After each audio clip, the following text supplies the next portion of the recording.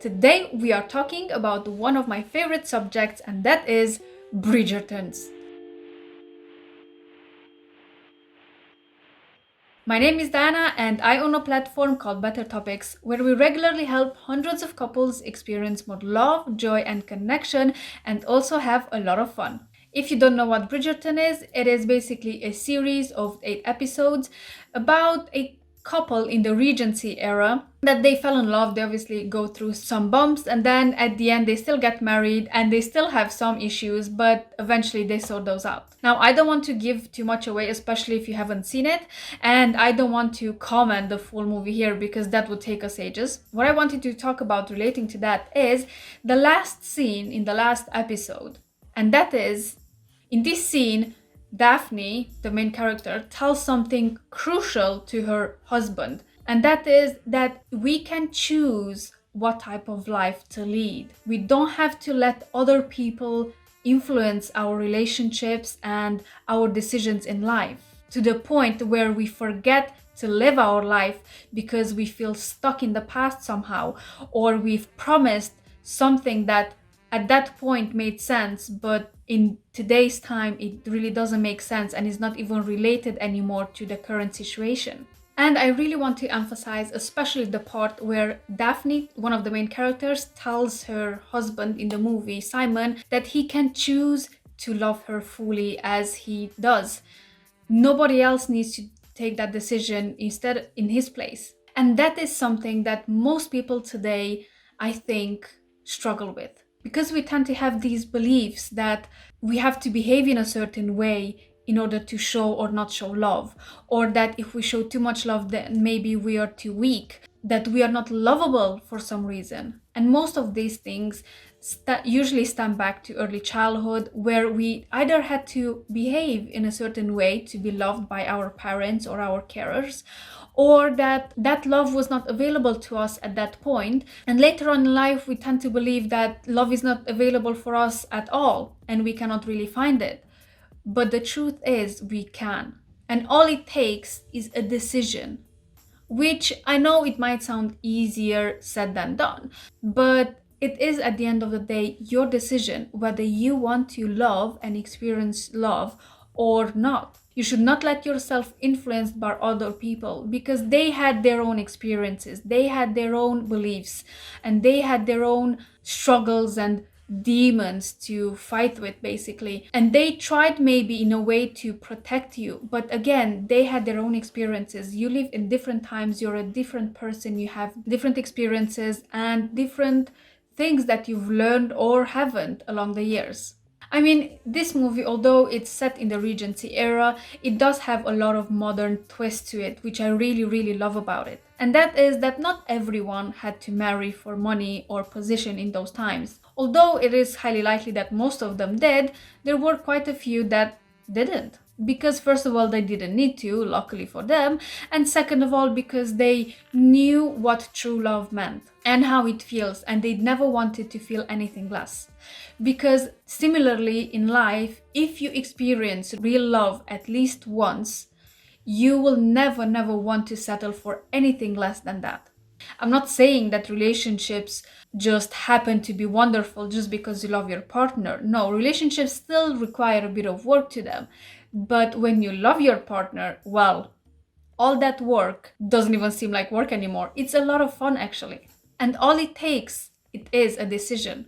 Although most people would think that personality isn't changeable and we all have them set in stone and we have to just deal with that all our lives, it actually is not true. Personality isn't permanent. You can change it and you can tailor it. The only thing you need to actually do is step out of our comfort zone, even take baby steps if you cannot just leap massive steps, and that is okay as well. The point is for you to try new things, and the more you do new things out of your comfort zone, you will see then yourself in different light, and then you will start behaving differently as well, therefore changing your personality too. Most people don't really want to do this because it is quite uncomfortable to step out of your comfort zone. because all that comes with a lot of emotions and a lot of uncertainty. What is it that's out there? Most people have this belief that if I stay in my bubble, although it might not be okay, but at least I know this bubble. Whereas if I step out of it, then I step into unknown, which brings with it a lot of intense emotion and fear as well. And so many people tend to get literally paralyzed in the one spot where they are, blaming their personality for it, blaming their parents for it, maybe their circumstances, their culture, their country, their government, or whatever else for their current situation that they are not happy with, instead of just doing something about it. Because doing something about it requires courage and leaping into the unknown. And because of this fear of unknown, most people will stay stuck in the same place for years on end and just doing the same thing all over again, which basically sets your personality into a certain pattern. But again, you can break that pattern and you can change your personality. And we can simply choose to live in a different way. And it all starts with a small step. And you do a small baby step today and tomorrow and the next day and the next day and the next day and so on. But what you should do is to always try to find something that challenges you, that takes you out of your comfort zone. And the interesting thing is, the more you do it and the more used to you become to that sense of fear of the unknown, and the more you experience, that fear diminishes and you welcome the unknown more and more in your life.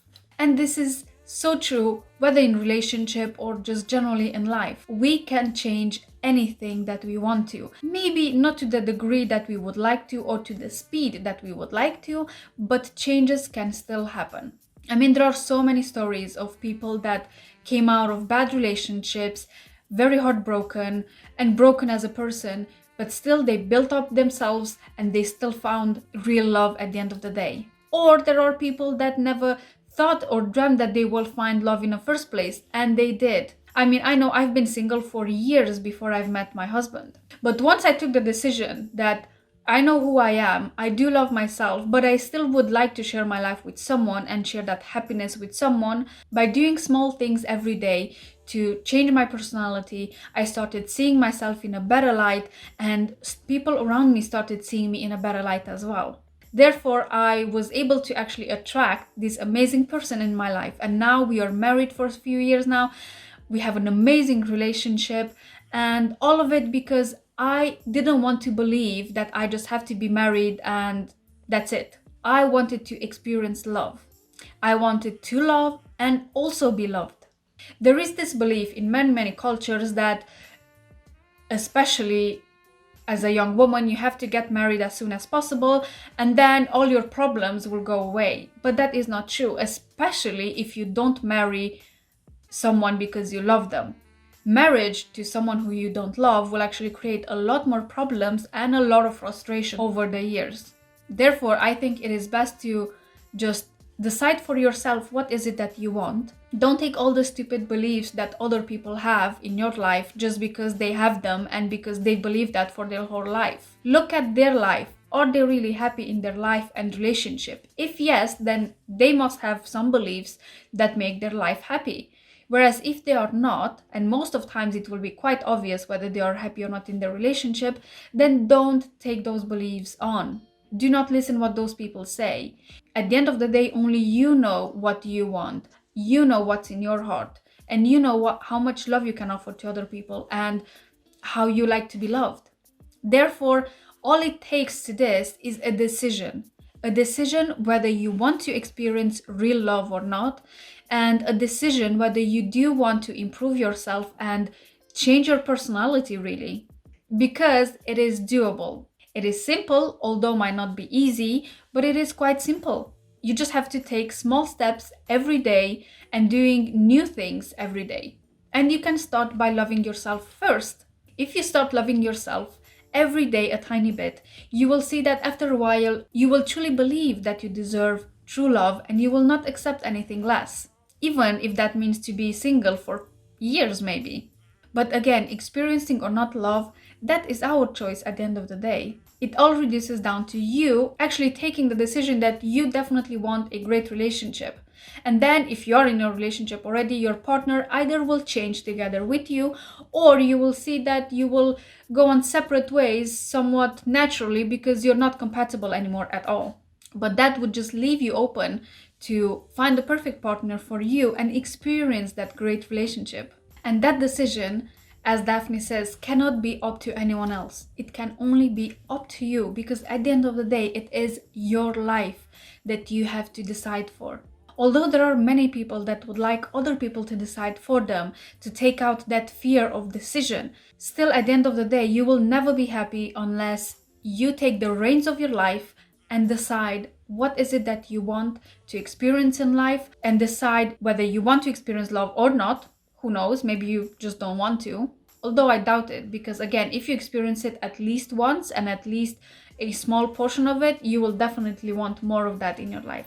But don't let other people take the decision power out of your hands, because it is your life and it is up to you to decide to love someone. Let me know in the comments below if you watched Bridgerton as well, and what did you think of it? I mean, I watched the full series in few days, the first full season, and then I had to read the books because I couldn't wait till they actually film the next seasons, which were great books anyway.